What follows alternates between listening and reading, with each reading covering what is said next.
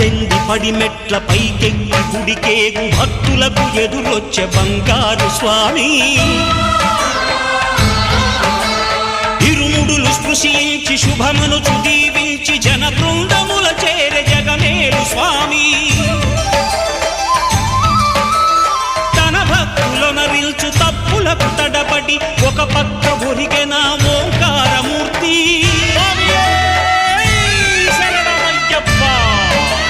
స్వాములందరూ తనకు సాయము కాగా ధీమంతుడై లేచే ఆ కన్య స్వామి పట్టబంధము వీడి భక్తతతికై పరుగు పరుగున వచ్చే భూమిపైకి